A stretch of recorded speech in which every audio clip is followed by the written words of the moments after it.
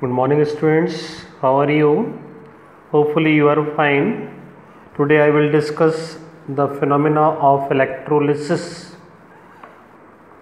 Electrolysis is a process of an decomposition of an electrolyte by the passage of electricity through its aqueous solution or molten or fused state. जब हम electricity को किसी भी electrolyte में either in molten state condition और aqueous position में electricity pass करते हैं तो वो इलेक्ट्रोलाइट डिकम्पोज हो जाता है। ठीक है, जो कैटाइन है वो कैथोड की ओर मूव करता है और जो एनाइन है वो एनोड की ओर मूव करता है, तो दोनों आपस में एक दूसरे से सेपरेट हो जाते हैं, यानी कंपाउंड डिकम्पोज हो जाता है। तब उस प्रोसेस को हमने क्या नाम दिया? इलेक्ट्रोलिसिस दिया। ठीक है, और जिस एपरेटस के अंदर इलेक्ट्रोलिसिस हम करते हैं उस एपरेटस को हमने नाम दिया इलेक्ट्रोलाइटिक सेल। क्लियर? बहुत ही इम्पॉर्टेंट अब हमारे सिलेबस के लिए कि what is the product of electrolysis of different electrolyte in different condition. For example, electrolysis of molten sodium chloride. अगर हमने molten sodium chloride ले लिया तो उसके अंदर हमें क्या प्रोडक्ट मिलते हैं कैथोड और एनोड पर, ये हमारे एग्ज़ाम में सिलेबस में आता है एग्ज़ाम में। ठीक है, तो हम उसको सीखते हैं। NaCl के अंदर जो कैटाइन एनाइन है वो कौन कौन से हैं? Na positive and Cl negative. When we passed electric current, the Na positive ion deposited on cathode. How it is deposited?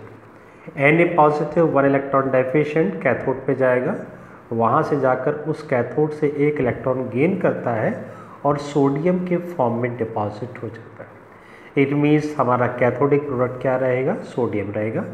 Similarly A9 कहाँ जाएगा? एनोड पे जाएगा। 1 इलेक्ट्रॉन रिच है तो 1 इलेक्ट्रॉन ये रिलीज करेगा और Cl फॉर्म में ये निकलेगा।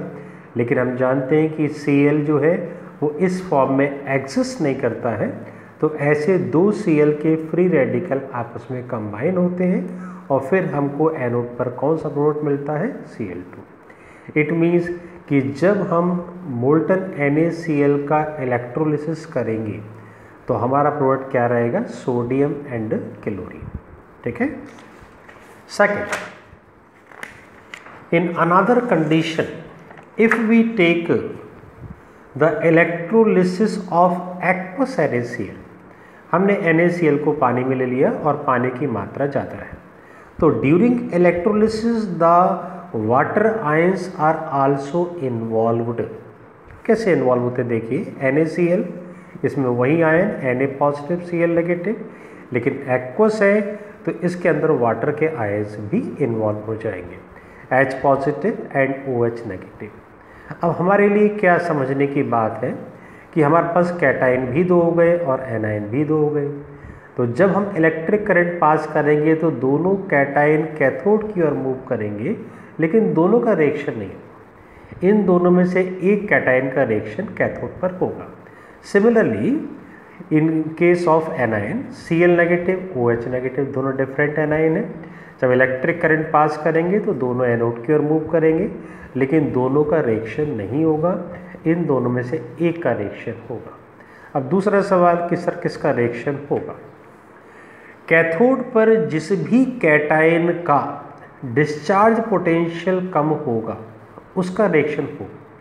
फॉर एग्जाम्पल जैसे Na पॉजिटिव और H पॉजिटिव, इन दोनों में डिस्चार्ज पोटेंशियल हाइड्रोजन आयन का कम होता है।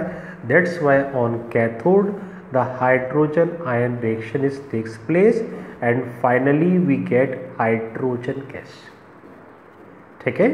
Similarly in case of Cl negative and OH negative, the Cl negative discharge potential is less than OH negative.